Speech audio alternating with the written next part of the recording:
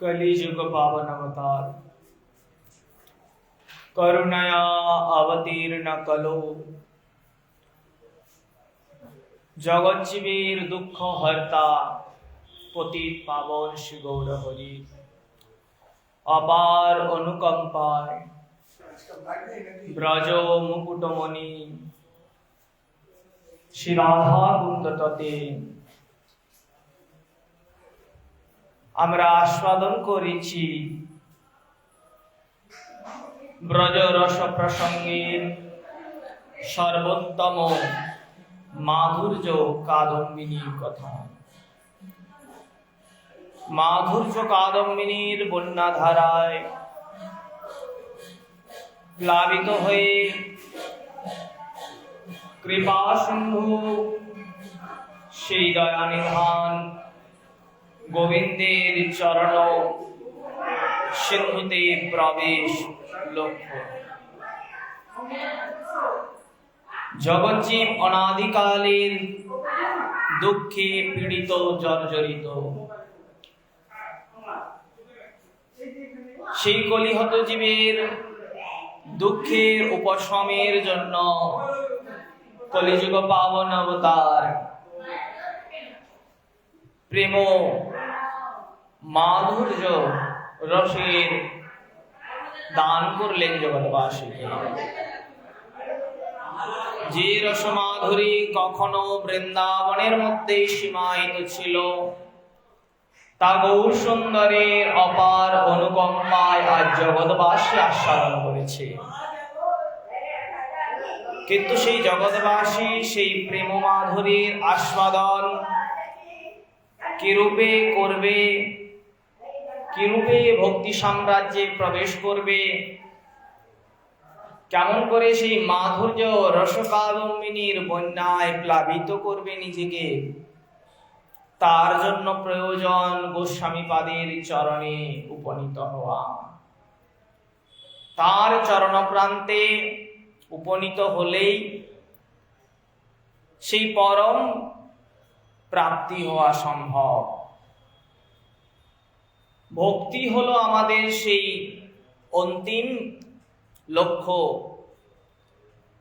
জীবন তটিনী যখন ভক্তি সমুদ্রে উপনীত হয়, তখনই তার স্বরূপের পরিচয় পরিবর্তন ঘটে, এবং পরিবর্তনটি হয় জাগতিক থেকে আধ্যাত্মিক, দুঃখালয় থেকে সুখালয়ের দিকে, নিরানন্দ থেকে পরমানন্দের যাত্রা হয়। এই তটিনী, জীবন তটিনী ভক্তি সাগরে মিলিত হয়ে তার গতির সমাপন হয়। নদীর সমুদ্রে মিলনে নদীর আপনার স্বরূপ নাশ হয়, লোপ হয়ে যায়। তেমনি আমাদের যে প্রাণ তটিনী, জীবন তটিনী রয়েছে, সেই তটিনী যখন ভক্তি সমুদ্রে উপনীত হয়, তখন সে আপনার আত্ম অহংকারের গর্ব মোচন করে, তখন সেই ভক্তির রাগে রাগান্বিত হয়ে এক নবীন কলেবর ধারণ করে, যা ত্রিগুণময় নয়, যা ত্রিগুণাতীত, যেখানে কোনো দুঃখ নাই, কেবলই প্রেমানন্দ, কেবলই প্রেম মাদকতা। এই কলেবর প্রাপ্তি করার যে সুগম করে দিয়েছেন তা গৌর সুন্দর। এটি শুধুমাত্র ব্রজের মধ্যেই সীমায়িত ছিল, তাই ব্রজের প্রসিদ্ধ চোর নটবর কৃষ্ণ, তিনি সেই প্রেম ভাণ্ডার থেকে প্রেম চুরি করে এনে তিনি গৌর দেশে আবির্ভূত হয়ে নদিয়ার আকাশে আবির্ভূত হয়ে মাধুর্য কাদম্বিনীর প্রেম বারিধারায় পতিত পীড়িত ত্রিতাপ জ্বালায় জর্জরিত জীব সকলের হৃদয়ের সন্তাপকে দূর করে প্রেম সিন্ধুতে ভাসিয়ে নিয়ে গেলেন। আর সেই প্রেম সিন্ধুতে ভাসিয়ে নিয়ে যাওয়ার যে মুখ্য ভার দিলেন, সেই মাধুর্য রস শাস্ত্রের প্রকাশের, তা হলেন শ্রী রূপ গোস্বামী পাদকে। এই রূপ গোস্বামী পাদেই পরিচয় করালেন ভগবানের মাধুর্য লীলার। ভগবানের অন্য যত সব লীলা আছে, তার মধ্যে সর্বোত্তম লীলা মাধুর্য লীলা।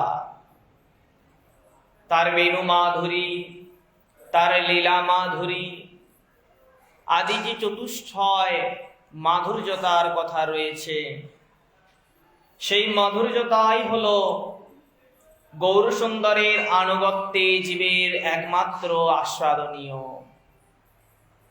যাবৎকাল পর্যন্ত জীব জগতের ত্রিতাপের তাড়নে পীড়িত হয়ে আপনাকে সুখী করার আমিত্বের বন্ধনে বাঁধা থাকে, আপনার স্বরূপ জীব নিত্য কৃষ্ণদাস ভুলে থাকে, ততদিন পর্যন্ত সে বিপাকে ঘুরে পুনরায় গতাগতি তার চলতে থাকে। কিন্তু যেই মুহূর্তে সে গৌর আনুগত্য নেয়,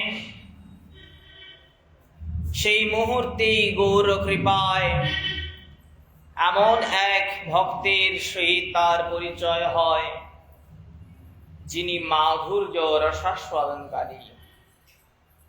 আমরা শ্রবণ করেছি, যিনি যে রসের আস্বাদক, তার কাছে গেলে সেই রসেই প্রাপ্ত হওয়া যায়। অতএব বস্ত্রের ব্যবসায়ীর কাছে গেলে বস্ত্রই পাওয়া যাবে, সেখানে শাকসবজি পাওয়া যাবে না। তেমনি যে যে রসের উপাসক, তার কাছে গেলে সেই রসেই প্রাপ্তি হয়। জগৎজীব যেমন আরেক অপর জগৎজীবকে ধরে স্ত্রী পুত্র পরিজনকে নিজের করার চেষ্টা করে ভাবে সে সুখী হবে, কিন্তু যদি সেই পরিজনকে জিজ্ঞাসা করা হয় তুমি কি সুখী, সে বলবে আমিও সুখী নয়, আমিও তোমাকে ধরে সুখ প্রাপ্তি করতে চাই। অতএব দুজনেই একে অপরে দুঃখী থাকা হেতু একে অপরকে ধরে সুখ প্রাপ্তির বাসনা, যেমন বস্ত্রের ব্যবসায়ীর কাছে গিয়ে সবজি কেনার মতো। যে নিজেই দুঃখী, তার কাছ থেকে সুখ প্রাপ্তি হওয়া সম্ভবপর নয়। তেমনি যে জগতের মধ্যে ভগবত রস আস্বাদনকারী যে ভক্ত, তিনি যে রসের আস্বাদক, যদি তিনি ঐশ্বর্য রসের উপাসক হয়ে থাকেন, তাহলে তার কাছ থেকে মাধুর্য রসপ্রাপ্তি কখনো সম্ভবপর নয়। যিনি মাধুর্য রসের উপাসক, তার কাছ থেকে ঐশ্বর্য রসের প্রাপ্তির বাসনা করা যায় না। অতএব জগতে যেমন ভাবে দুঃখী ব্যক্তির কাছে সুখ প্রাপ্তি করা যায় না, আশা করা যায় না, তেমনি উপাসনা ভেদে উপাসক যদি সেই মার্গের না হয়, তাহলে সেখান থেকে সেই রসপ্রাপ্তি করা সম্ভবপর নয়। তাই বলছেন যে যদি মাধুর্য অতি দুরূহ দুষ্কর, তাহলে সেই মাধুর্য রসপ্রাপ্তি হবে কি করে জীবের?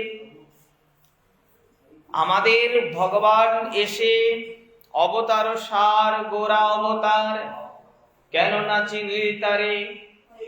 কেউ যদি বলে চিনলাম, তিনি নাম করতে বলেছেন, আমি নাম করছি, কিন্তু সেই নাম কি রূপে করতে হয়, কি রূপে ভক্তি রাজ্যে প্রবেশ করতে হয়, সেই প্রশ্নের যদি উত্তর না থাকে, তাহলে ভজনের কোন স্তরে আছি তা যেমন জানা যায় না। শ্রেণীকক্ষে পড়ার সময় যেমন নানাবিধ পরীক্ষার দ্বারা একটি ছাত্রের অবস্থার পরিচয় পাওয়া যায়, প্রতিটি পরীক্ষা হয় তার অবস্থার পরিচয় প্রাপ্তির জন্য। সে কোন স্তরে রয়েছে, সেই পরীক্ষাগুলো নেওয়াই হয় তার স্তরটির পরিচয় পাওয়ার। তেমনি শাস্ত্র গ্রন্থের অধ্যয়ন এবং শ্রবণের দ্বারা, এই সমস্ত গ্রন্থাদি শ্রবণের দ্বারা ব্যক্তি তার স্বতন্ত্র স্থানের পরিচয় প্রাপ্ত হয়। সে আসলেই কি জলের প্রতিবিম্বকে দেখেই চন্দ্র মনে করে তার দিকে দৌড়াচ্ছে, না আসলেই সেই চন্দ্রের কাছে অনেকটা কিলোমিটার এগিয়ে গিয়েছে?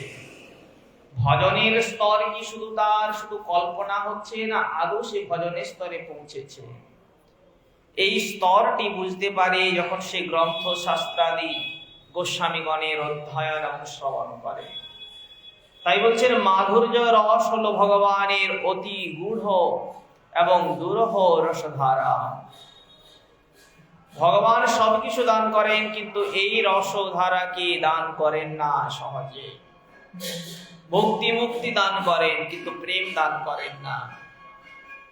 যে যা চায় তাকে তাই দেন, কিন্তু আপনাকে দান করেন না।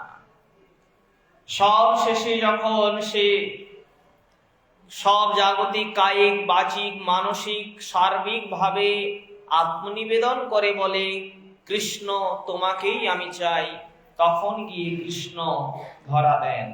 তবে তার আগেও পরীক্ষা হয়।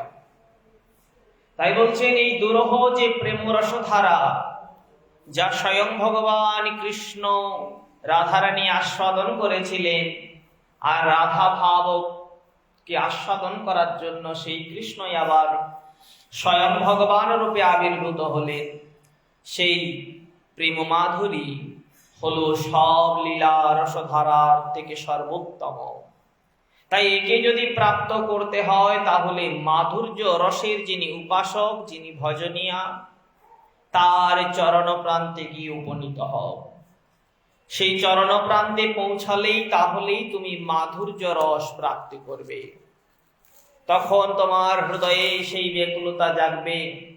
এক কৃষ্ণ নাম তোমার সর্ব অন্তরের কালিমাকে ঘুচিয়ে নবীন পুলকে পুলকিত করবে। অন্তরের প্রতি কণায় কণায় তখন কৃষ্ণ প্রেমধারার রোমাঞ্চে রোমাঞ্চিত হবে। মহাপ্রভুর সেই শ্লোক তখন হৃদয়ে জাগবে। নয়নঙ্গলশ্রুধারয়া বদনঙ্গদগদরুদ্ধয়া গিরা পুলকৈর্নির্চিতাং বপু কদা পবনাম গ্রহণে ভবিষ্যতি। তখনই কেউ যদি কৃষ্ণ নাম করে, তখন গোপীগণের মতো অবস্থা হবে। কেবা শুনাইল শ্যাম নাম, কানের ভিতর দিয়া মরমে পশিল গো, আকুল করিল মন প্রাণ, কেবা শুনাইল শ্যাম নাম। যার নাম শ্রবণে ঐশন করে গো, তার দর্শনে কিবা হয়, কেবা শুনাইল শ্যাম নাম। তখন নাম শ্রবণে জীবের এমন পুলক জাগবে, অন্তর থেকে বিকশিত হবে এক নবী ভাবধারায়, জানিয়ে চলবে মাধুর্য কাদম্বিনীর বন্যায় প্লাবিত করতে করতে সেই গৌর সুন্দর আনুগত্যে সেই মহাভাব স্বরূপিণী শ্রীমতী রাধারানীর চরণ প্রান্তে। যে চরণ প্রান্তে পৌঁছালে জীবের গতিত্বের অবসান ঘটে। যে গতি তার গতিত্বের লক্ষ্যে পৌঁছায় না, সে গতির কোনো পরিচয় নাই। অতএব জীবনের একটা যাত্রার লক্ষ্য আছে, সে পৌঁছাবে কোথায়? জীব যে অনন্তকাল ধরে দৌড়াচ্ছে, অনন্তকাল ভ্রমিতে ভ্রমিতে কখনো সে গুরু কৃষ্ণ প্রসাদে পায় ভক্তিলতা বীজ। কিন্তু ভক্তিলতা বীজ পেলেও সেই রসোপাসকের চরণ প্রান্তে না উপনীত হলে, গুরু কৃপা বলে, ততক্ষণ পর্যন্ত ব্রজ রসমাধুরীর আস্বাদন হয় না। ভক্তির কথা সকলেই বলে, তার খুব ভক্তি, কিন্তু সেই ভক্তিটি আসলে কি তা কয়জনের জানা? তাই আমরা গত দিবসে ভক্তির স্বরূপটি জানছিলাম। বলতে গেলে যে ভাব দ্বারা ভগবানকে প্রীত করা যায়, যে ভাব দ্বারা ভগবানের আত্মতুষ্টি ঘটে, ভগবৎ প্রীত হন, তাই হলো ভক্তি, যাকে ভক্তির রসামৃত সিন্ধুতে বলছেন ঋষিকেন ঋষিকেশ সেবনাম ভক্তির উচ্চতে। অর্থাৎ সমস্ত ইন্দ্রিয় সকল, বাক পানি পাদ আদি সমস্ত জ্ঞানেন্দ্রিয় কর্মেন্দ্রিয় দ্বারা ভগবানেতে সমর্পণ করা, ভগবত নিমিত্ত কর্ম করা, তাই হলো ভক্তি। আমরা শ্রবণ করেছি যেই ভক্তির যে পর্যায়, সেখানে হলো শুদ্ধ ভক্তির কথা। শুদ্ধ ভক্তি হলো যেখানে কোনো আবরণতা থাকবে না, কোনো ভোগ বাসনার প্রবৃত্তি থাকবে না, ভগবানের প্রতি কোনো চাওয়া নেই, কেবলই তার সন্তুষ্টির জন্য কৃষ্ণ তুমি সুখী হও, তোমার সুখেই আমার সুখ, জগৎবাসীর মতো একে অপরকে ভালোবাসার নামে কেবলই পাওয়ার বাসনা নয়, আত্মেন্দ্রিয় প্রীতিবাঞ্ছা নেই, কেবলই কৃষ্ণেন্দ্রিয় প্রীতিবাঞ্ছা। এই কৃষ্ণেন্দ্রিয় প্রীতিবাঞ্ছাই হলো প্রেমের আসল স্বরূপ। তাই ভক্তির যে স্বরূপটির কথা বলছেন সর্বোত্তম, যেটি শুদ্ধ ভক্তি, সেখানে কোনো চাওয়া পাওয়া নেই, কেবলই ভগবান তুমি খুশি থাকো। এই জন্য অনেক সময় কি হয়, ভগবানের দুঃখে দুঃখী হবেন ভেবে গোপীগণ ভাবছেন কি যদি আমার দুঃখের কথা কৃষ্ণের কাছে পৌঁছায় উদ্ধব, তাহলে কৃষ্ণ দুঃখী হবে। তুমি এ কথা বলবে না গিয়ে, কৃষ্ণ যেন সুখে থাকে। কৃষ্ণ সুখৈক তাদের মনোবাসনা, যে প্রেমের মধ্যে তার সুখবাঞ্ছা নেই, কেবলই তাকে ভালোবেসে আমি সুখে থাকবো এই ভাবনা, সেখানে প্রেমের পরাকাষ্ঠা নাই। ভক্তির পরাকাষ্ঠা সেখানে যেখানে আমার সর্বোত্তম নিবেদন হবে, যেখানে আর আমার আত্ম প্রাপ্তির কোনো বাসনা থাকবে না। কৃষ্ণ তোমার হলাম বলে যদি একবার, যদি কেউ একবার কৃষ্ণ তোমার হলাম বলেই নিজেকে জানায় কৃষ্ণের কাছে, তাহলে কৃষ্ণ তাকে আত্মসাৎ করেন। তাই ভক্তি স্তরের কথাগুলো আমাদের জানতে হয়। স্তরগুলো না জানলে আমি কোন দিকে এগিয়ে যাব সেই পথটা নির্দিষ্ট হয় না। কেউ যদি জানে না যে মাধ্যমিক দেবার পরে উচ্চ মাধ্যমিক বলেও কিছু আছে, বা মাধ্যমিক দিয়ে উচ্চ মাধ্যমিকে পৌঁছানো যায়, তাহলে তার পড়াশোনার কোনো দিক থাকবে না। সে পথভ্রান্ত পথিকের মতো আমি পড়াশুনো করছি এইরকমই ভাব থাকবে। তেমনি ভক্তি রাজ্যের। তাই আমাদের গোস্বামীগণ গ্রন্থাদির দ্বারা রচনা করে বুঝিয়েছেন যে সেই ভক্তি রাজ্যে প্রবেশ করতে গেলে কোন কোন স্তর দিয়ে ক্রমে ক্রমে এগিয়ে যেতে হয়। নিজের সমস্ত বাসনাগুলোকে বিসর্জন করতে করতে কৃষ্ণ সুখৈক বাঞ্ছা যখন হৃদয়ে জাগ্রত হবে, তখনই তোমার সর্বোত্তম প্রেম রাজ্যে প্রবেশের সুযোগ হবে। যেখানে বুদ্ধির কর্কশতা আছে, যেখানে তর্কের প্রাচুর্যতা আছে, সেখানে ভগবানের বিরাজতা থাকে নাই। আমরা শ্রবণ করেছি ভগবান সেখানে বিরাজ করেন যেখানে তার সরলতা। যদ্যপি ঈশ্বর সর্বব্যাপক, কিন্তু তথাপিও সেই ভগবত তত্ত্বার বিশেষ বহিঃপ্রকাশ হয়ে থাকে, যেখানে সেই হৃদয়ে সহজে আবির্প্রকাশ হয়, যে হৃদয়টি সরল সহজ, যেখানে বুদ্ধির প্রাচুর্যতা সেখানে ভগবানের প্রকাশ দুষ্কর হয়ে যায়। তাই আমরা শ্রবণ করেছি আনুকূল্যতার কথা। যে ভক্তি ভগবানের প্রতি, আসলে যে ভক্তির কথা নয়, যে ভাব ভগবানের প্রতি আনুকূল্য অর্থাৎ অনুকূলতা থাকে ভগবত সম্বন্ধীয়, সেই ভাবগুলি হলো শ্রেষ্ঠ ভক্তি, শুদ্ধ ভক্তির কথা বলা হচ্ছে। ভগবানকে স্মরণ করাটাই নয়, ভগবানকে স্মরণ করা কি ভক্তি বলছেন না? তাহলে কংসও বড় ভক্ত হতো। কংসও খুব বড় ভক্ত হয়ে তারও নাম থাকতো জগতে, সকলে তারও চরণ প্রান্তে উপনীত হতো যে কংস আমাকে উদ্ধার করো, কৃষ্ণ প্রেম মাধুর্য রসে আমাকে ডুবাও, ওহে রাবণ তুমি রামের চরণ আমাকে দিয়ে দাও। তারাও তো কৃষ্ণ রামে স্মরণ করেছে, তারাও তো প্রতি মুহূর্তে তাদের কৃষ্ণ কেউ রাম রাম করেছে। কিন্তু রাম কৃষ্ণ স্মরণ করলেও তাদেরকে বলা হচ্ছে তাদের মধ্যেও প্রতিকূলতার ভাব ছিল, কৃষ্ণ অনুকূলতার ভাব ছিল না। মানে কৃষ্ণ সুখী হবেন এই ভাবনা ছিল না। কংস চাইছে তাকে হত্যা করে আমি সুখী হব, রাবণ চাইছে তাকে হত্যা করে আমি সুখী হব।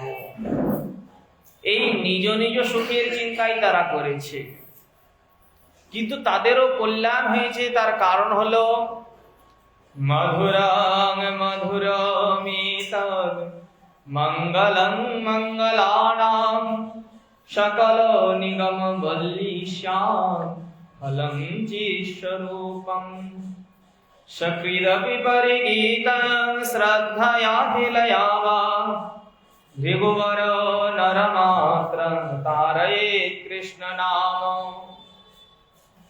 ওদের তারণ করেছেন কৃষ্ণ নাম।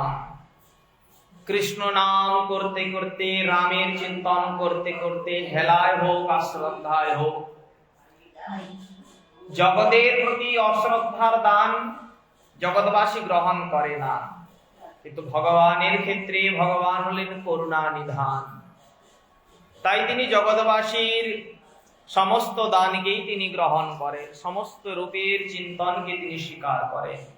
তাই অশ্রদ্ধার সহিত হোক কিংবা শ্রদ্ধার সহিত, কিন্তু একে শুদ্ধ ভক্তি বলা যেতে পারে না। এখানে কৃষ্ণের প্রতিকূলতা ছিল, কৃষ্ণের প্রতি কৃষ্ণের অনুকূলতা ছিল না। অনুকূলতা কি না? কৃষ্ণ সুখে সুখী, কৃষ্ণ দুঃখে দুঃখী, আপনার সুখে সুখ নাই, আপনার দুঃখে দুঃখ নাই। এটি হলো অনুকূলতা। অনুকূলতার চতুষ্টয়। যেখানে কৃষ্ণ সুখী সেখানে আমি সুখী, যেখানে কৃষ্ণ দুঃখী সেখানে আমি দুঃখী। এই হলো অনুকূলতা। যার এইরকম ভাবনা হয়েছে সেটি হলো শুদ্ধ প্রেম, শুদ্ধ ভাব, শুদ্ধ ভক্তির লক্ষণ। আর বাকি অসুরকুলের মধ্যেও কংস আদি যারা ছিলেন তাদের মধ্যে ছিল কৃষ্ণ প্রতিকূলতা ভাব। কৃষ্ণ স্মরণ করেছেন ঠিক, কিন্তু কৃষ্ণকে, কৃষ্ণের সুখের জন্য তাকে কিছু করেন নাই, যা করেছেন আত্মসুখৈকবাঞ্ছা হেতু। শ্রীমদ মহাপ্রভুর কৃপায় শ্রীমদ রূপ গোস্বামী পাদ ভক্তি রসামৃত সিন্ধু গ্রন্থে এইভাবে শুদ্ধ ভক্তির লক্ষণ, উহার গুণ বা কার্য, ভক্তি অঙ্গ সমূহের সহজ সরদ বিবৃতি, বৈধি ও রাগ ভক্তির লক্ষণ, উহার অধিকারীকে, ভাব ভক্তি কি, প্রেম ভক্তি কি, উহার কার্য কি, শ্রীকৃষ্ণ রতির স্থায়ী ভাব কেমন, বিভাব কেমন, অনুভাবাদি কেমন, এই সমস্ত রস সামগ্রীর সহিত সম্মিলনে কিভাবে রসরূপে পরিণত লাভ করে তা সম্পূর্ণরূপে ব্যাখ্যা করেছেন। রসাস্বাদনের অধিকারী, রসের সাধনা, শান্ত আদি পঞ্চবিধ রসের সামগ্রী সংযোজনে রসতা প্রাপ্তির অতি দক্ষতার সহিত বর্ণনা করেছেন। এই বর্ণনার দ্বারাই যেমন কোনো ব্যক্তিকে যদি জাগতিকভাবে কোনো এক স্তরে পৌঁছাতে হয়, যদি ডাক্তার হতে হয়, সে পড়াশুনো না করে কি ডাক্তার হতে পারে? যে কিছুই হতে যাক না কেন তাকে তার জন্য অধ্যয়নের প্রয়োজনীয়তা আছে। কেমন কেমন করে পড়াশুনো করে এগিয়ে গেলে সে ডাক্তার হবে, কি উকিল হবে, কি ইঞ্জিনিয়ার হবে, কি মাস্টার হবে, সেই লক্ষ্যটা প্রথমে স্থির করে একটি ছাত্র। তারপরে সেই লক্ষ্যে পৌঁছানোর জন্য জীবনের গতির গতিত্ব দেয়, আর ক্রমে ক্রমে সেই গতিকে কেমন করে নিয়ে গেলে প্রাপ্ত হওয়া যায় তার দিকে চেষ্টা করে, আর আপনার লক্ষ্যকে প্রাপ্ত করে। ঠিক সেই রকম ভক্তি রাজ্যটিও এমন একটি খুব সহজ বিষয় নয়। আবার সহজ, যদি কোনো দোষ দৃষ্টি না থাকে, যদি সরল হয়, যদি শিশুর মতো হয় হৃদয়, তারপরে যদি সে একবার কৃষ্ণ বলে, তাহলে তার সর্ব পাপ হরণ করে তাকে কৃষ্ণ আত্মসাৎ করে। কিন্তু যদি তার সেই বুদ্ধি না থাকে, যদি অপরাধ থাকে, দোষ দৃষ্টি থাকে, জীবের নানা দোষকে দেখতে থাকে, আর নিজের বিষয়ে কখনো চিন্তা করে না, তাহলে তার দ্বারা ভক্তি রাজ্যে সহজে প্রবেশ নয়। তাহলে তাকে কি করতে হবে? তাহলে তাকে করতে হবে সেই ভক্তি রাজ্যে প্রবেশ করতে গেলে কি কি গুণের প্রয়োজন, সেই গুণগুলো কেমন করে কোন কোন স্তরে উন্নতি করতে হয়, সেই স্তরগুলো জানা, গোস্বামীর পাদের চরণে অর্থাৎ তার গ্রন্থের আশ্রয়ে সেই স্তরগুলো আস্বাদন করতে করতে নিজের স্তরের বিকাশ ঘটানো। ঠিক এইভাবে করতে করতে সে ক্রমে ক্রমে পৌঁছাতে পারে। তাই রূপ গোস্বামী পাদকে মহাপ্রভু শক্তি সঞ্চার করে সেই বৃন্দাবনের রসমাধুরীর প্রকাশ ঘটালেন, রাগানুগা ভক্তি মার্গের প্রকাশ ঘটালেন, সুন্দরভাবে বর্ণনা করলেন। কিন্তু এই যে মাধুর্যর কথা বলা হচ্ছে, এই মাধুর্যর আস্বাদক কখন হবে সে? যখন সে রসিক এবং ভাবুক হতে পারবে। ভাব রাজ্যে প্রবেশ করতে গেলে তো ভাবুক ব্যক্তিকে পৌঁছানো সম্ভব নয়। যার ভাব নাই, যার রসবোধ নাই, সে কৃষ্ণের লীলা রসাদির বোধ করবে কি রূপে? তাই গুরুপাদাশ্রয়ের আশ্রয়ে থেকে গোস্বামীপাদের চরণে উপনীত হলে সেই রসেরও রসিকতা প্রবেশ করে রসিক শিখর তৈরি করে দেয়। আর ক্রমে ক্রমে এমন অবস্থা হয়, যখন পদকর্তা লিখছেন, রায় সে রসের নদী অমিয় পাথার রসময় কানু তাই দিয়াছে সাঁতার। আর সেই রস সমুদ্রের সাঁতার না জেনে পদকর্তা বলছেন, আমি ডুবে গেলাম, আমি সাঁতার দিতে পারলাম না।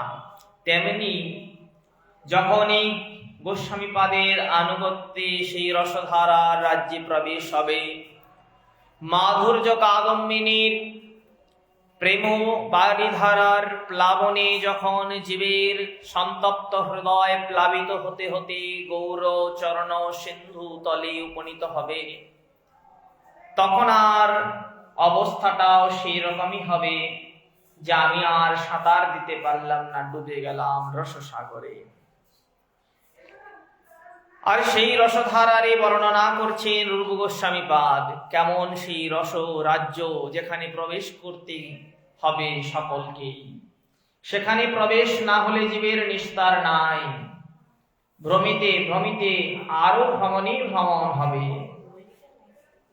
আর অনন্তকালের ভ্রমণ শান্ত হবে যখন তুমি সেখানে পৌঁছাবে। সাধকের ভজন জীবন নিয়মিত হইলে সাধক বৃন্দাবনের মধুময় রসরাজ্যে সহজে প্রবেশ লাভ করিতে পারিবেন, এতে সন্দেহ নাই। যদি সাধক ঠিক ভাবে সাধনা করেন, তাহলে তার সহজেই বৃন্দাবনের রসরাজ্যে প্রবেশ হবে। অতএব আমরা যেখানে বসে রয়েছি আমরা ভাবতে পারি যে আমাদেরও প্রবেশ হয়ে গিয়েছে, না।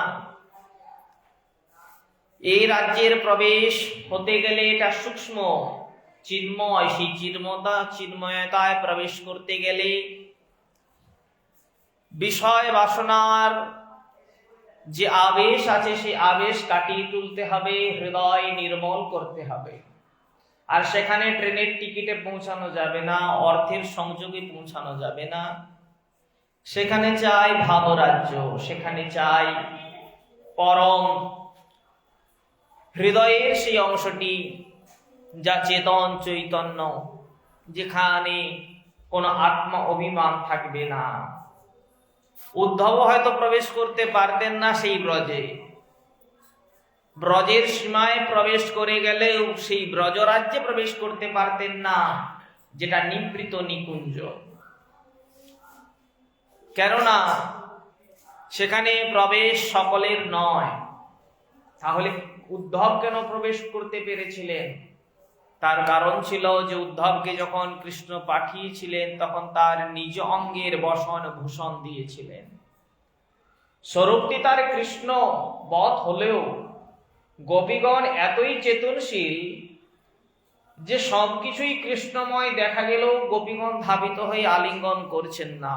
কারণ তারা যদি আলিঙ্গন করতেন দৌড়ে গিয়ে কৃষ্ণ বলে, তাহলে জাগতিক রমণীর সাথে গোপীগণের কোনো ভেদ থাকতো না।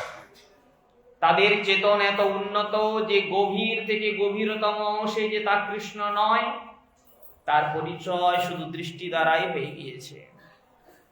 তবে সন্দেহ হচ্ছে কৃষ্ণের মতো দেখতে হলো একে আমাদের কুঞ্জে প্রবেশ করছে। অতএব সকলের তো অধিকার নাই কুঞ্জে প্রবেশের। তাহলে যে রসময়ীর উপাসক, রূপ রাগানুগা মার্গের যিনি সাধক, যিনি গুরু পাদাশ্রয়ে থেকে নিতাই চাঁদের আনুগত্যে গৌর সুন্দরের কৃপা লাভ করেছেন, তিনিই ব্রজে রাধা কৃষ্ণের সেই নিকুঞ্জ লীলায় প্রবেশের অধিকারী। অতএব একমাত্র অহৈতুকী কৃপা সেই রাজ্যে প্রবেশের সহায়ক।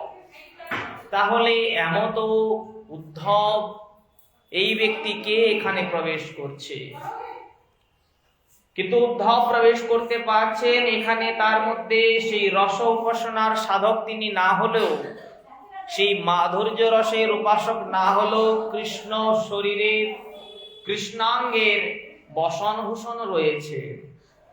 সেই কৃষ্ণাঙ্গের বসনভূষণ কি করেছে? যেমন কোন জায়গায় বাবা হয়তো কোনো এক বড় অফিসার, আর বাবার গাড়িটি নিয়ে হয়তো কোনো একটি সামনে দিয়ে পেরিয়ে যাচ্ছে, বাকি প্রশাসন কি করবে? তার গাড়িটিকে চিনেই সেখান থেকে দরজাটি খুলে দেবে, তাকে আটকাবে না। ঠিক সেই রকমই সেই নিকুঞ্জের কথা, যেখানে কৃষ্ণময় গন্ধ আসছে তার বসন থেকে, স্বাভাবিকভাবেই কৃষ্ণ গন্ধ পেয়ে সেই নিবৃত নিকুঞ্জের দ্বার খুলে যাচ্ছে। তাই ব্রজরস মাধুরীর রাজ্যে প্রবেশ করতে গেলে অর্থ দ্বারা সম্ভব নয়। অনেকেই এখন ভাবতে পারেন যে আমি তো ব্রজে এসে গেছি, রাধাকুণ্ড তটে আছি, তাহলে আমার তো ব্রজ প্রাপ্তি হয়ে গিয়েছে। তাহলে তাহাদের একবার সর্বশাস্ত্রসার গীতার দিকে দৃষ্টি করা দরকার।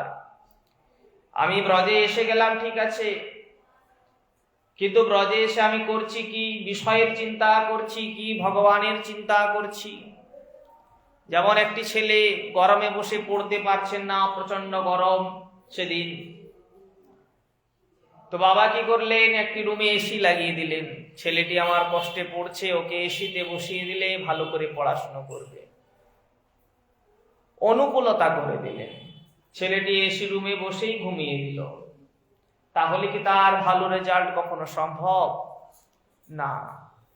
ঠিক ব্রজরাজ্যে ভক্তি স্বাভাবিকই অনুকূল, সহজেই তা লভ্য, কিন্তু ব্রজের রাজ্যে প্রবেশ করে যদি সে বিষয়েরই চিন্তা করে তাহলে অর্জুনকে ভগবান নিজে দাঁড়িয়ে থেকে ঘোষণা করছেন, অর্জুন यम यम वा विस्मरण भावं त्यजत्यन्ते कलेवरं तम तमेवैति কৌন্তেয়। হে কৌন্তেয়, আর এখানে বুঝে থাকা দরকার যে ওটা তো কুরুক্ষেত্র ছিল, আমি তো না হয় ব্রজে আছি। অতএব কৃষ্ণ যেখানে দাঁড়িয়ে আছেন সেটা তারই রাজ্য, সেখানে কোনো মায়ার অধিকার নাই। ব্রজ হলো সাই, যেখানে মায়ার কোনো অধিকার নাই। তেমনি কৃষ্ণ যেখানে বিরাজ করেন সেখানে মায়া তিরোহিত হয়ে যান। অতএব স্বয়ং ভগবান যেখানে দাঁড়িয়ে আছেন সেখানে কোনো মায়ার বিকার নাই। তাহলে সেই ভগবান যেখানে দাঁড়িয়ে আছেন সেটিও তার রাজ্যই, তখন গুণের কোনো বিকার সেখানে নাই।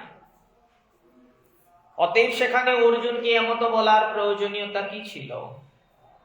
আমরা ব্রজে এসেছি কিন্তু কৃষ্ণ দর্শন, রাধার দর্শন আমাদের হয় নাই। কয়জন বলতে পারবেন যে হ্যাঁ আমি দর্শন করেছি? কিন্তু অর্জুন সাক্ষাৎ তার বিশ্বরূপ দর্শন করে নিয়েছেন, একাদশ অধ্যায় বর্ণনা হয়ে গিয়েছে তার।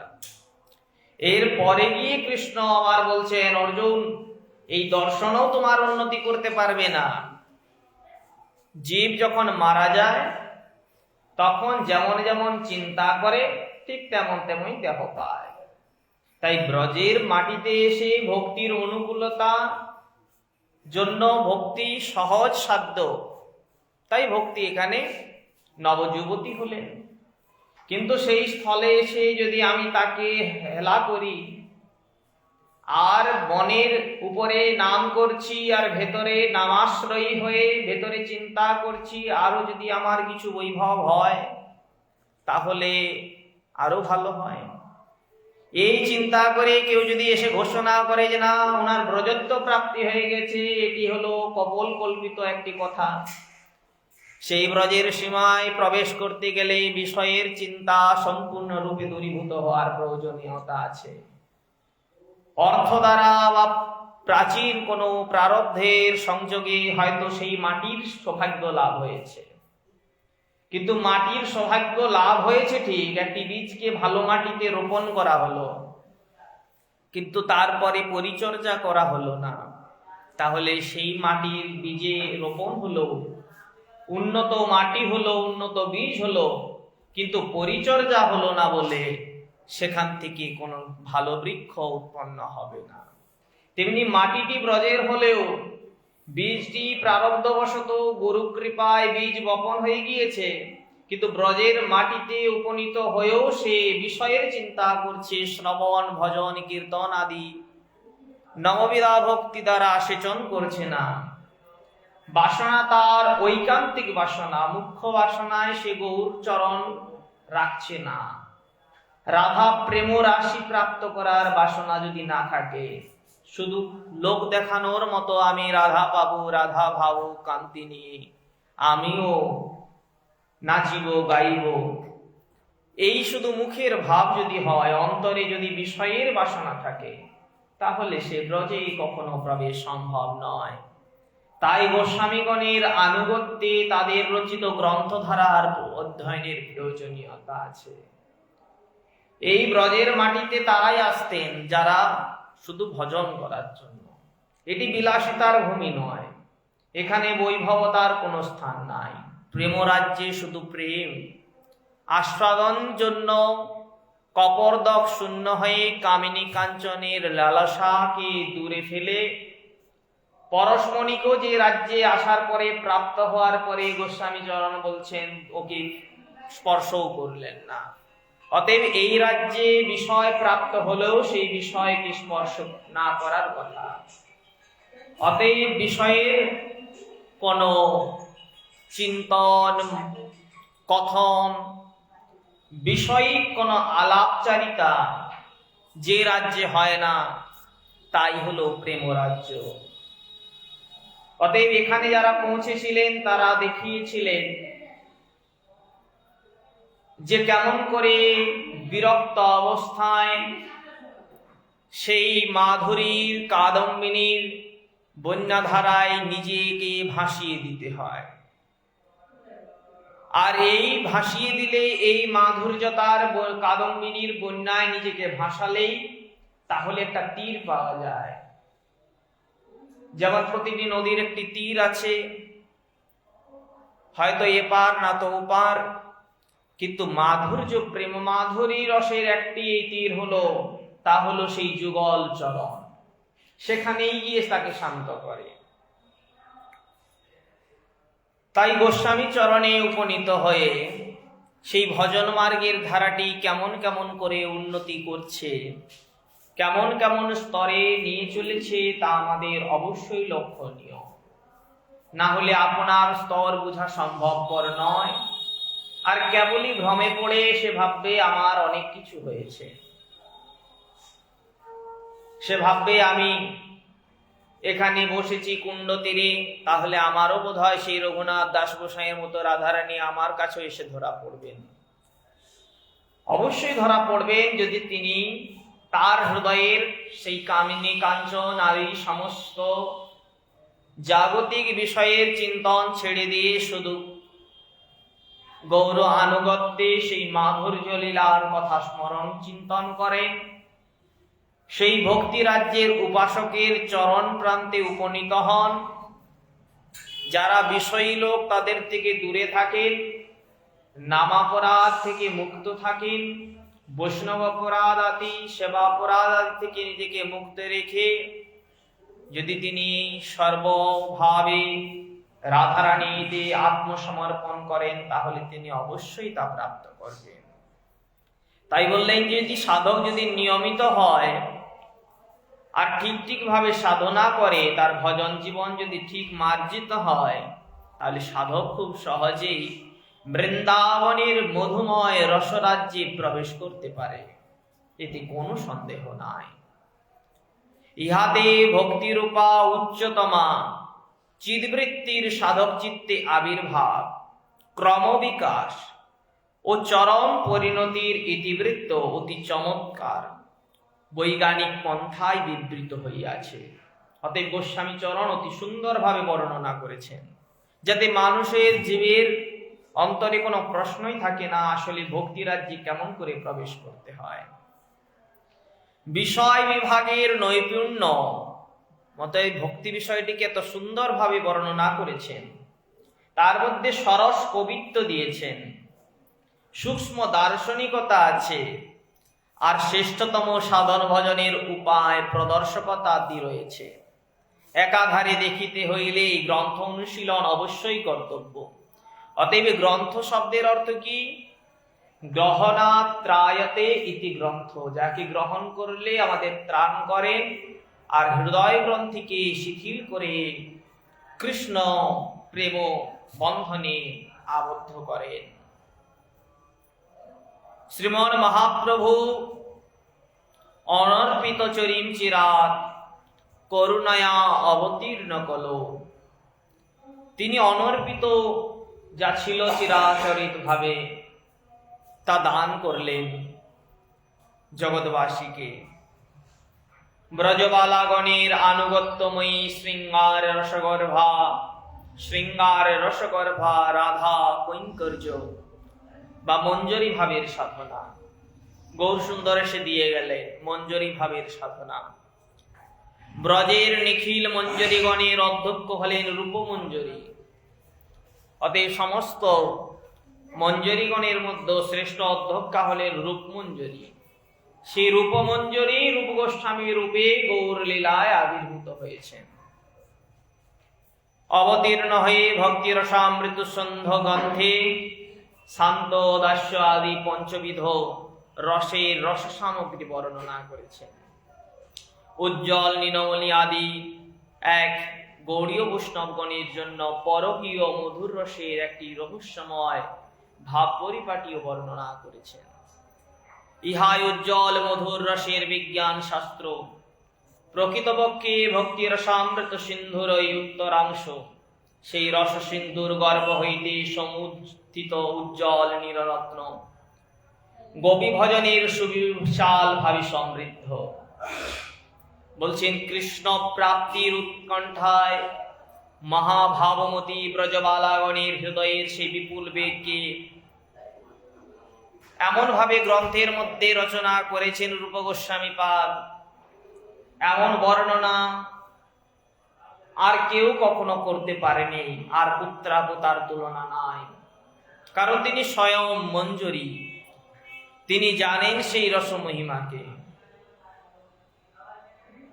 বর্ষায় বারিবেগ পুষ্ঠা তটিনীর ন্যায় গোপীগণের হৃদয়ের অনুরাগ তটিনী কিভাবে শত সহস্র তরঙ্গ ভঙ্গে উত্তাল হইয়া দুকুল অর্থাৎ পিতৃকুল ও শ্বশুরকুলকে প্লাবিত করতে করতে অবিরাম গতিতে কৃষ্ণ সিন্ধুর পানি ছুটিয়া চলিয়াছে।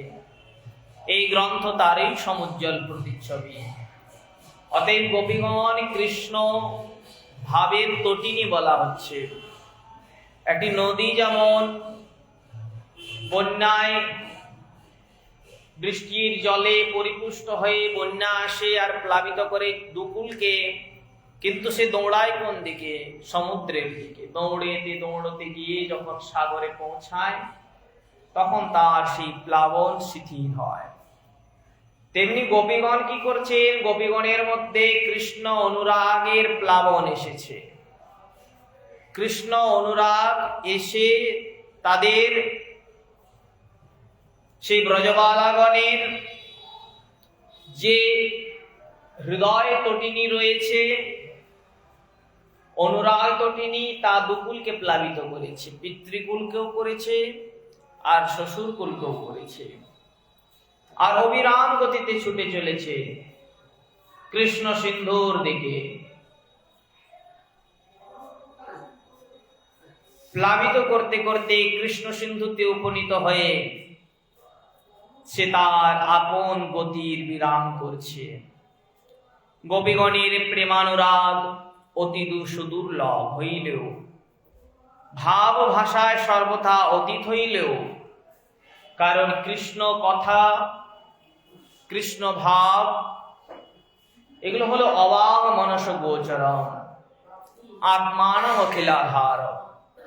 অবাং মনস গোচরম মানে যাকে বাক্য দ্বারা প্রবেশ করা যায় না, বলা যায় না, যাকে মন দ্বারা চিন্তন করাও যায় না, যাকে ভাষা দিয়ে লিখিয়ে বুঝিয়ে কোনোভাবেই সেই কৃষ্ণ ভাবের বর্ণনা করা যায় না, তেমনি গোপীগণের যে প্রেমভাব তা উদ্ধব এসে দেখতে পেলেন যে এখানে আমার পাণ্ডিত্য ক্রিয়া করবে না। সেই রস মহাভাব স্বরূপিণী শ্রীমতী রাধারানীর কাছে উদ্ধবের সমস্ত পাণ্ডিত্য যেন নিষ্প্রভ হয়ে গেল।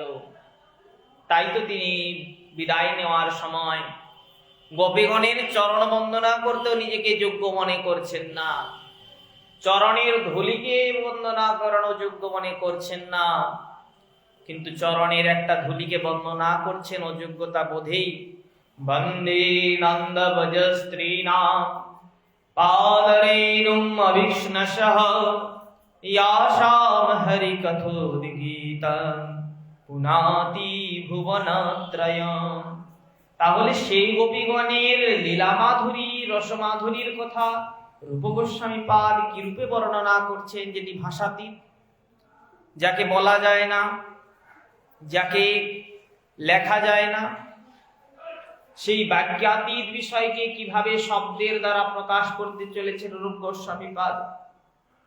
তাই বলছেন অতি সুদুর্লভ হলেও শ্রীল গোস্বামী পাদ তার প্রেমময় লেখনীর ফলকে সেই অপূর্ব সুধা ভাণ্ডার রচনা করেছেন। যেমন কৃষ্ণকেও আভা যায় না, কিন্তু মা যশোমতী তাকে বেঁধে ফেললেন তার প্রেমরজ্জু দ্বারা। তার সখাগণ যখন আসলেন, সখাগণকে বলছেন খুলে দেওয়ার জন্য, সখাগণ খুলতে পারলেন না। যখন নন্দ বাবা আসলেন তখনই খোলা গেল রশি, কেননা মা বেঁধেছিলেন বাৎসল্য প্রেমের বন্ধনের রজ্জুতে, আর সখাগণের ছিল সখ্য রজ্জু। তাই যে রজ্জুতে বন্ধন হয়েছে, যে বেঁধেছে, সেই রসের উপাসক যে, সেই তো সেই বন্ধনকে খুলতে পারে। তাই বাৎসল্য প্রেমের রশির বন্ধনে বন্ধন করা হেতু নন্দ বাবা সেই বন্ধনকে খুলতে পেরেছিলেন। তেমনি রূপ গোস্বামী পাদ অসম্ভবকে সম্ভব করতে পারেন, যেমন ভগবান কর্তুম অকর্তুম অন্যথা কর্তুম সমর্থ যিনি, তিনি ভগবান, তেমনি তার ভক্তের মধ্যে সেই ক্ষমতা তিনি সঞ্চার করেন। তাই সেই মঞ্জুরি স্বরূপ রূপমঞ্জুরি যখন রূপ গোস্বামী রূপে গৌরলীলায় আবির্ভূত হলেন, তার মধ্যে সেই শক্তি সঞ্চার করেছিলেন। তাই তিনি প্রেমময় লেখনীর ফলকে অপূর্ব সুধা ভাণ্ডার রচনা করলেন। সেই পীয়ূষ সিন্ধুর এক বিন্দু আস্বাদনে যে সাধকাত্মা ধন্য হইবেন, ইহাতে সন্দেহ নাই। রসশাস্ত্রের ব্যাকরণ স্বরূপ ভক্তি রসামৃত সিন্ধু উজ্জ্বল নীলমণি রচনা করিয়া শ্রীপাদ বিদগ্ধ মাধব, ললিত মাধব, স্তবমালা, দানকিলি কৌমুদী প্রভৃতি রস সাহিত্যের রচনা গৌড়ীয় বৈষ্ণব শাস্ত্র ভাণ্ডারকে অতিশয় সমৃদ্ধ করিয়া তুলেছেন। তাই শ্রীল বিশ্বনাথ চক্রবর্তী পাদ বলিতেছেন, পূর্ব পূর্ব মহাজন ভক্তি পথাশ্রয় করিলেও এক্ষণে বিশ্ব সাধক শ্রীরূপের কৃপায় বুদ্ধি লাভ করিয়া ভক্তিকে রসরূপে প্রত্যক্ষ করিতেছেন। আমরা শ্রী রূপ গোস্বামী পাদ যা ব্রজের রূপমঞ্জুরি, তার চরণ প্রান্তে উপনীত হয়ে সেই রসরাজ্যের মাধুর্য কাদম্বিনীর বন্যাধারায় প্লাবিত হওয়ার বাসনায় নিতাই চাঁদের চরণ প্রান্তে সেই রূপ গোস্বামী পাদের যে গ্রন্থ তা আমরা আস্বাদন করছিলাম। আগামী আস্বাদন আমরা ক্রমে ক্রমে করব। এখন আমাদের আজকে এখানে বিশ্রাম। হরে কৃষ্ণ কৃষ্ণ কৃষ্ণ হরে হরে।